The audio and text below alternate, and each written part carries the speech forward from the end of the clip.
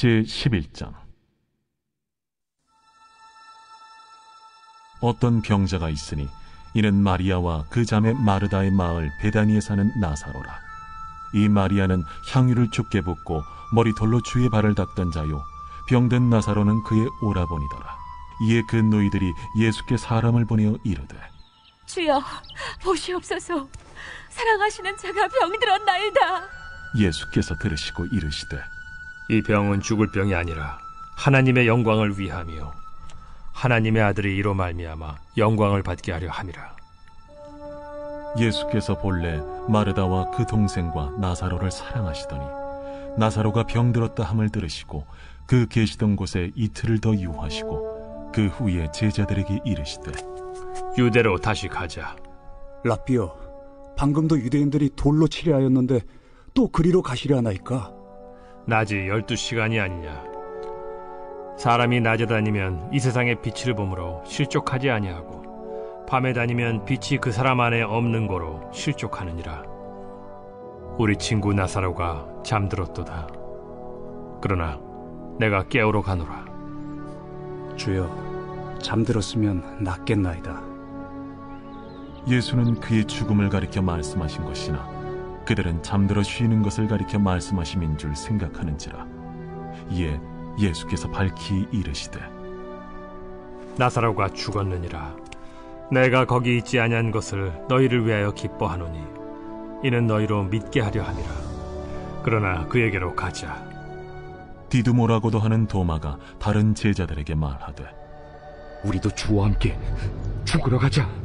예수께서 와서 보시니 나사로가 무덤에 있은지 이미 나으리라. 베다니는 예루살렘에서 가깝기가 한 오리쯤 되매 많은 유대인이 마르다와 마리아에게 그 오라비의 일로 위문하러 왔더니 마르다는 예수께서 오신다는 말을 듣고 곧 나가 맞이하되 마리아는 집에 앉았더라. 마르다가 예수께 여짜오되, 주께서 여기 계셨더라면 내 오라버니가 죽지 아니하였겠나이다.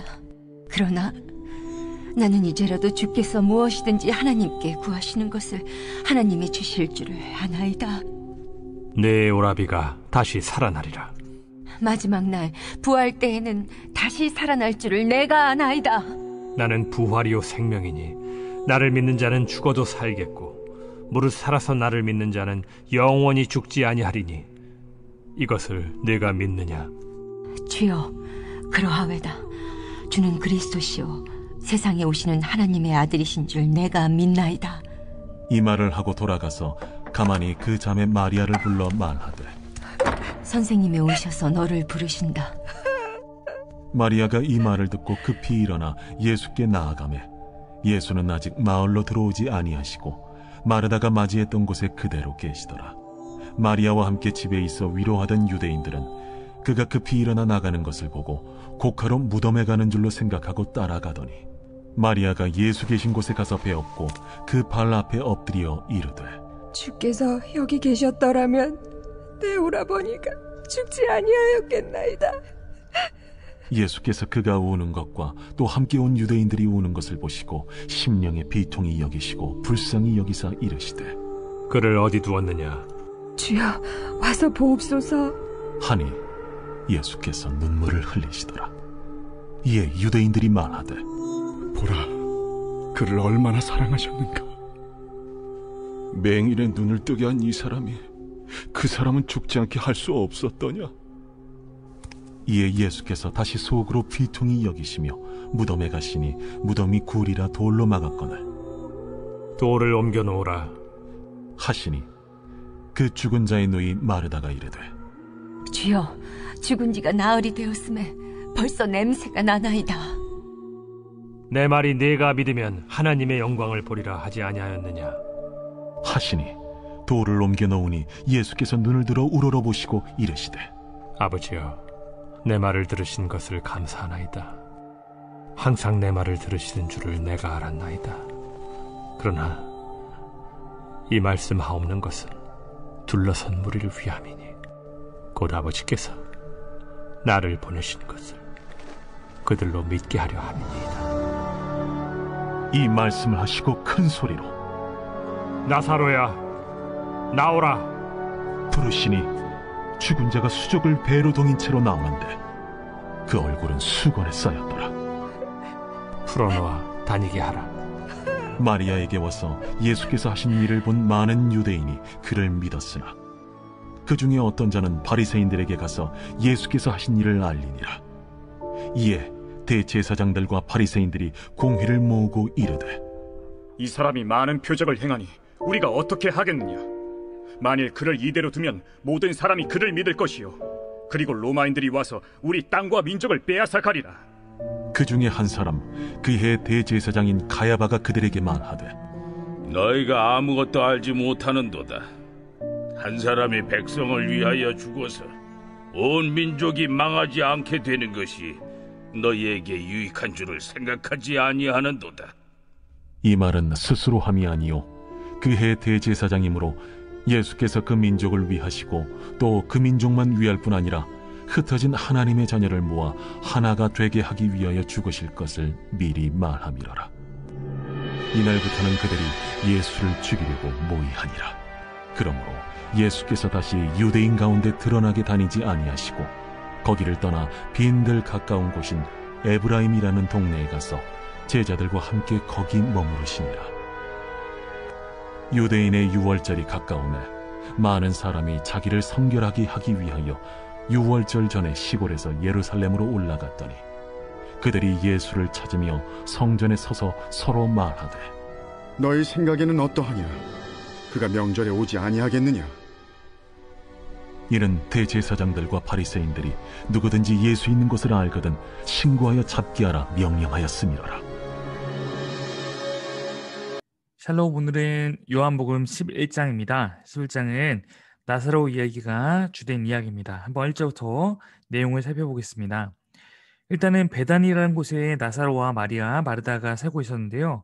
베다니는 예루살렘에서 동쪽으로 약 3km 정도 떨어진 곳에 위치하고 있습니다. 공간 복음에 따르면 예수님은 예루살렘에 입성하셔서 사역을 하신 후에 저녁이 되면 이 베다니로 와서 머무셨던 것 같습니다.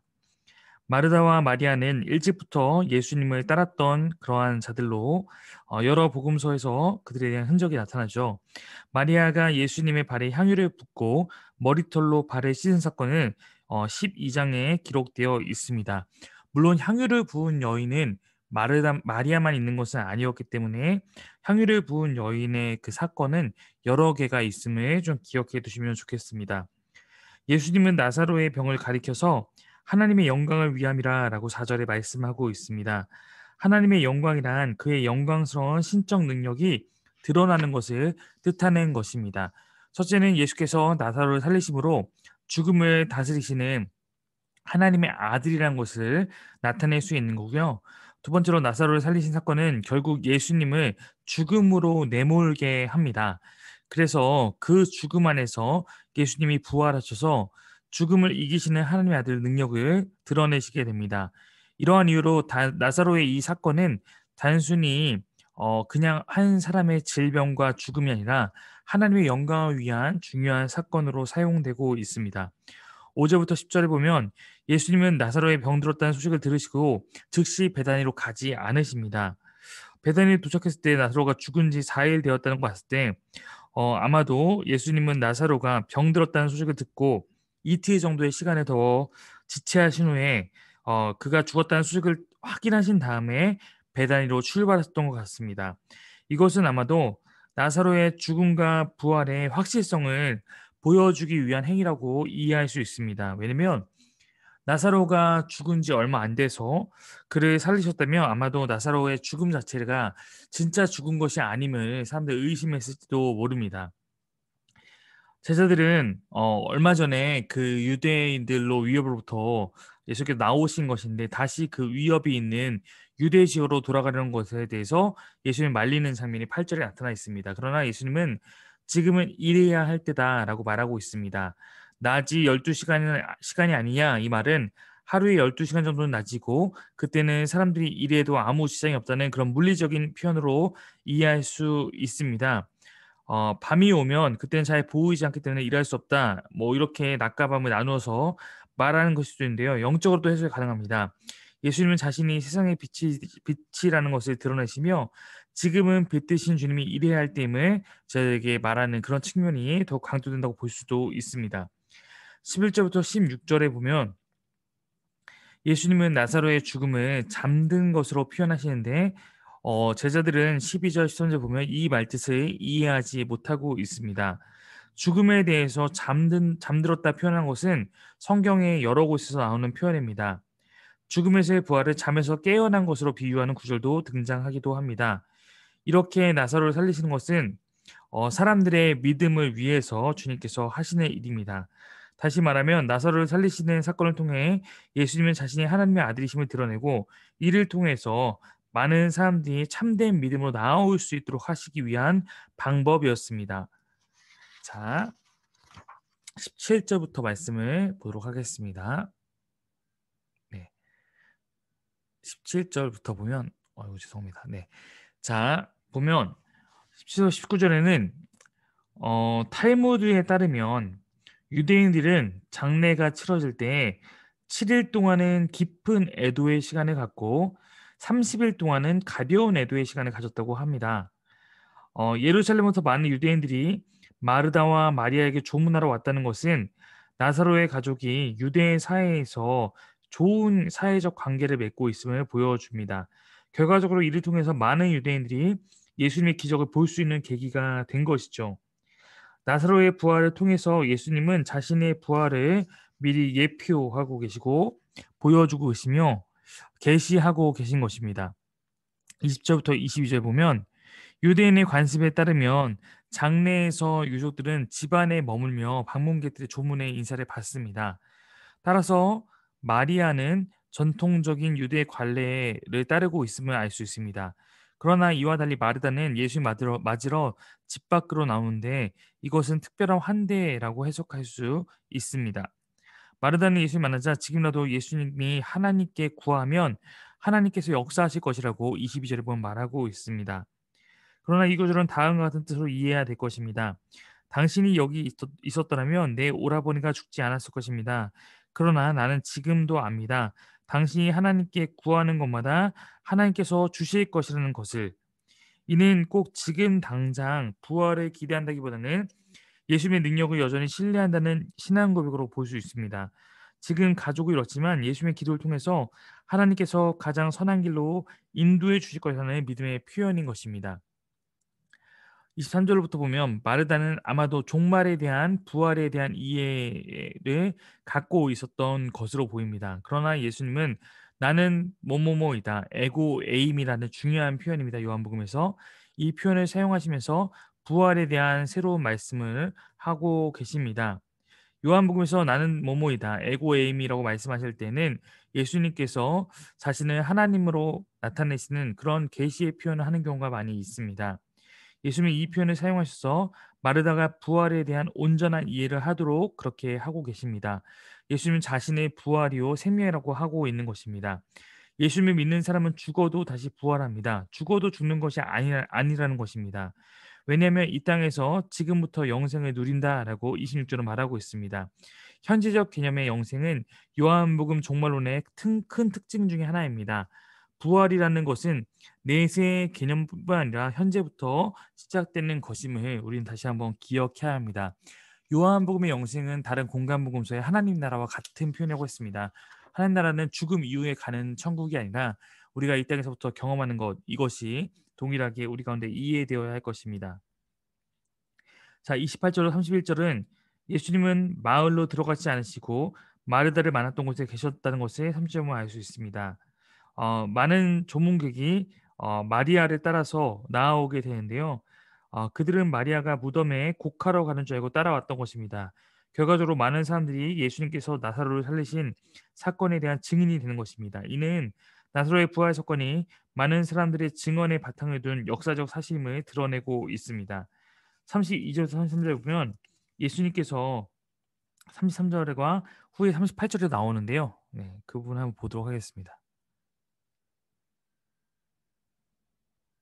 네. 여기 보면 33절에 예수님께서 심히 비통히 여기셨다. 또 38절에도 비슷한 표현이 나타나는데요. 이 표현에 대한 것은 해석에 좀 논란이라고 좀 해야 될까요? 해석에 대한 가능성이 좀 많이 있는 것입니다. 왜냐면 원래 이 비통히 여기셨다라는 것은 경고하다 혹은 화내다라는 뜻을 품고 있는 단어이기 때문입니다.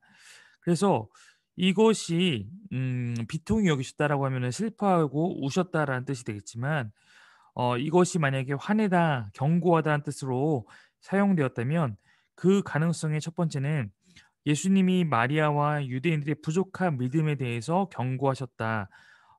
안타까워하셨다, 화내셨다라는 표현을 볼 수 있고, 두 번째는 이들을 슬프게 만드는 죄와 죽음의 권세에 대해서 화를 내셨다라는 의미도 가능하다는 것입니다. 즉 예수님은 마리아와 유대인들의 우는 모습을 보시고 심히 괴로워하셨고, 한편으로는 분노하시고 다른 한편으로는 불쌍히 여기시고 슬퍼하셨다라는 뜻도 됩니다. 해석의 여러 갈래가 이 안에 포함되어 있는 것입니다. 이어서 예수님께서 눈물을 흘리셨다라는 표현이 나옵니다. 이 눈물의 의미는 무엇이었을까? 다음 구절에서 유대인들이 예수님께서 사랑하는 친구 나사로의 죽음을 슬퍼하셨다라고 추측합니다. 그러나 이제 우리가 알다시피 나사로는 곧 부활할 것인데 예수님께서 과연 나사로와 그 친지들의 슬픔 때문에 눈물을 흘리셨는지 의문을 제기하는 그런 사람들이 많이 있습니다. 하지만 예수님의 치유에 안타까움과 슬픔이 함께 나타난 것은 낯설지 않습니다. 예수님은 곧 치유와 회복이 올지라도 사람들이 현재 당하는 고통에 함께 아파하시는 분으로 다른 곳에서도 나타나기 때문입니다. 그러나 반대하는 해석을 갖고 있는 사람들은 예수님이 사람들의 영적인 무지를 안타까워서 우셨을 것이라고 해석하기도 합니다.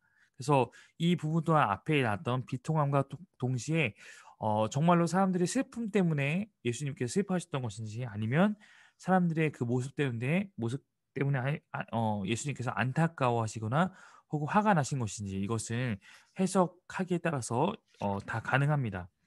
자, 그다음 38절부터 4절에 보면 예수님은 나사렛 무덤 앞에 와서 무덤을 막고 있는 돌을 옮겨 놓으라고 명령하십니다. 유가족은 사람이 죽으면 그 시신을 동굴에 옮기고 돌로 무덤 입구를 막았습니다.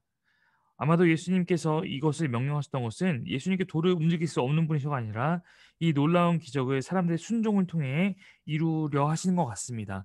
실제로 병이 치유될 때에도 사람들의 믿음의 반응이 그 병의 치유의 기적을 가져오는 그런 매개체로 주님께 사용하시는 경우가 종종 있습니다. 믿음은 기적에서 중요한 요소가 되곤 합니다. 41절로 44절 말씀을 보도록 하겠습니다. 41절 44절 보면 예수님이 살리신 장면인데요. 나사로를 살리기 전에 예수님은 하나님께 기도하십니다. 감사의 기도를 먼저 하시고 기도하시는 목적을 말씀하기도 하십니다.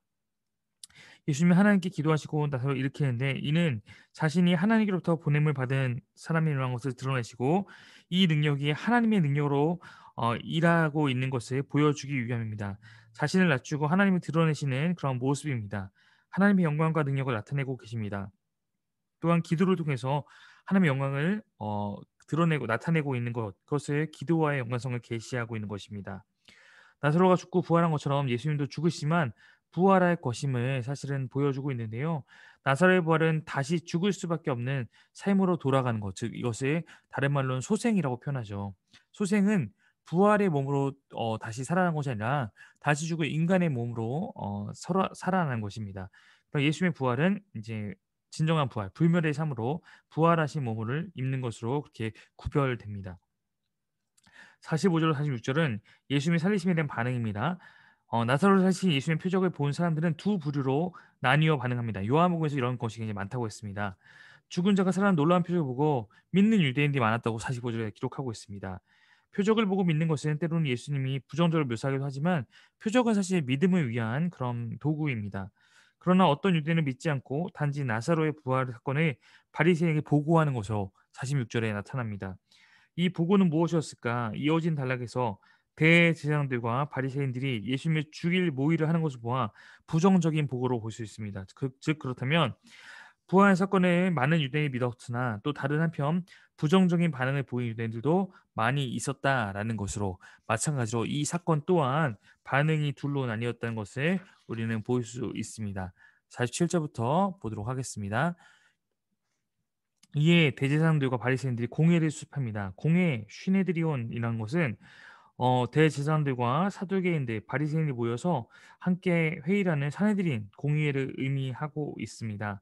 사내들인은 예수님 당시 로마 제국으로부터 자치권을 받아서 유대의 종교적 행정적 문제를 결정하고 재판하는 유대인 안의 최고 의사결정 기구였습니다. 즉 법적으로는 로마의 통치를 받지만 그 안에서 나름의 자치적인 부분을 인정받았는데 그 자치적인 부분 안에서 최고의 권력을 이 사내들인 공회가 갖고 있었다는 것입니다.